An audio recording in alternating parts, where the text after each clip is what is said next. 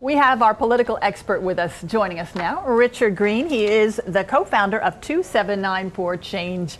Lots of S-turns in the first minute here. We apologize for that, Richard. Richard. You're doing a great job. All right, 279 for Change, and I asked you just a minute ago, what does 279 mean? What's it all about? 279 is the magic number of America. I had this epiphany that the reason that millennials and others are not engaged in politics is because it seems overwhelming. They can't understand how things get done, how things don't get done. They blame people and they disengage. And so we have over 100 million people who will not vote in this election. So I had this epiphany that we could translate all of politics, the essence of America, into one number. And that number is 279. If you can get 218 members of the House of Representatives to say, yes, we're going to pass the Melanie bill for whatever it is that you care about, 60 in the Senate who also say yes, that's the filibuster-proof majority, 278, it passes Congress, it goes to the White House, and then you only need one more person. That's the 279th. That's who we're electing. Is Donald Trump going to sign a particular bill? Is Hillary Clinton going to sign a particular bill? That should be the focus, even more so than Donald Trump's taxes. Wow, wow. Well, now we know all about what you're about, and you said you're LA-based, which is a little unusual for a political I know. corporation. I was an intern when I was in college on Capitol Hill. I ran for Congress. Unlike most people in LA who don't focus on it as much, I love it. And I want the whole country to love it. Well, there's a lot of interest in this election from coast to coast. Certainly. And let's talk a little bit about Hillary Clinton on the campaign trail yesterday, bringing out the heavy hitters. She had Michelle Obama stumping for her earlier in the day, and then she had Bernie Sanders with her a little bit later. Michelle Obama, she said being president is nothing like reality TV. She said, this is not an apprenticeship. America needs an adult in the White House, and she slammed Donald Trump's comments about women. How effective was this, bringing out the First Lady on the campaign trail? I think she's amazing. I think she would have won running away had she run for the office herself. But it doesn't make as much of a difference as you think. And the reason that people are voting for Donald Trump and ignoring what Hillary Clinton and all the other surrogates are saying is this statement that I learned when I was coaching the Hillary Clinton of the Philippines against now President Rodrigo Duterte. I'm sorry, save that thought for just a minute. We do have our breaking news back with us right now. Okay, as we mentioned at the top of the show here. Welcome back to News Talk, and we're back with our political expert. And we're talking today with Richard Greene. He is with the 279 for Change organization. Before we broke for that news, we were talking about Hillary Clinton on the campaign trail and how she brought out the big guns. Michelle Obama with her yesterday. Bernie Sanders also stumping for Hillary Clinton yesterday. And that was a direct effort to court the millennial vote. Talk about how important that is for Hillary.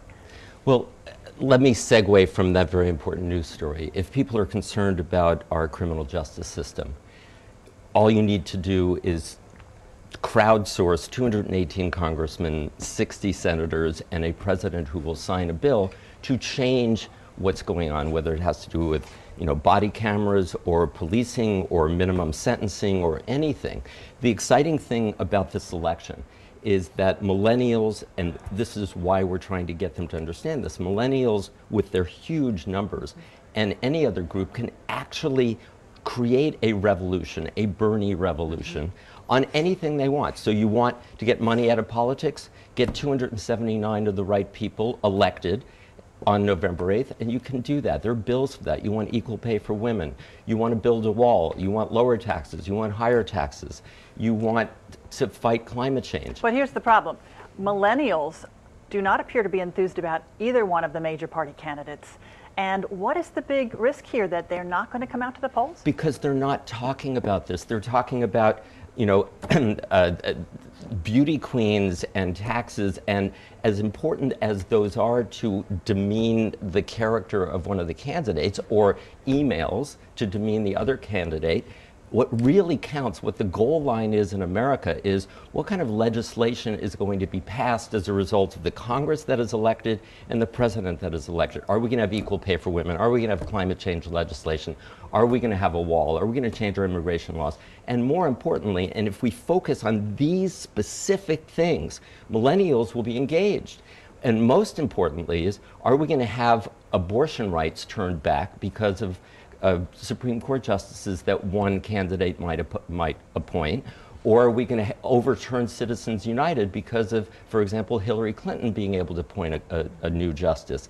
Let's talk about the goal line. Let's not talk about all this inside DC politics, all this People magazine personality stuff. But having that Bernie turns young with people her, off. the subject did get to free tuition, which, you know, that talks to millennials. Right. And other issues such as childcare. Now, huge expense for young families. Now they say it's even more expensive than an average in-state tuition for the year. So that tells you the big numbers people are shelling out for childcare, full-time childcare. No, absolutely. And the point, again, is the Bernie people say, oh, we need a revolution, the system is broken. The system is not broken. Thomas Jefferson, Benjamin Franklin, all those brilliant guys, they created a revolution for America every 2 years. It's called an election. And when young people understand that, they go, huh, when we explain this whole 279 concept and this idea that you can be a citizen lobbyist and actually go to your congressman and your congressional candidates, your Senate candidates, and say, hashtag, vote for this bill, whether it's equal pay for women or climate change or whatever it is, or free college for all, or health care, vote for this bill or I won't vote for you. I mean, this kind of bad, I don't know if I can say the word, you know, a honey badger in my generation, citizen lobbyist, where you have the power. When people understand that, they go, wow, I had no idea. All I have to do is crowdsource on social media and with my friends, 218 in the House, 60 in the Senate, and a president who's going to sign those bills. All right, I want to ask you before we run out of time. People will be engaged. Since you're a political expert, I want to get your take on what Donald Trump should do at this point, because his performance had been panned in the debate on Monday. Even his own aides were saying he really, you know, missed opportunities. So Donald Trump was back on the campaign trail yesterday, and the gloves were off. He was hitting Hillary hard. Is that where he should be going? I think he's made his case. He is a freewheeling, authentic, passionate guy who wants to make America great in his own image. That is his strength. What he needs to now do, as I was saying with Hillary, is talk about what specifically he is going to do and what his people need to do to help him do it, to build that wall, to change the immigration laws, to lower taxes, to strengthen the military however he wants. He's got to start talking about detail and specifics, which has been his weakness all along, and have that be the conversation rather than all of the things that he keeps tripping up about. All right, well, we will see how the next debate coming in, just 10 days from now will shape up, and that one's going to be a town hall format, so we'll see who that format favors. But Hillary was much more likable, and I think Trump, in the beginning of that debate, actually looked almost presidential, so it was an advance for him. Richard Greene, political expert, co-founder of 279 for Change. Check it out. Thank you so much, Richard, Thanks for so your much, time. Melanie. Appreciate that, and we'll be back with more News Talk right after this.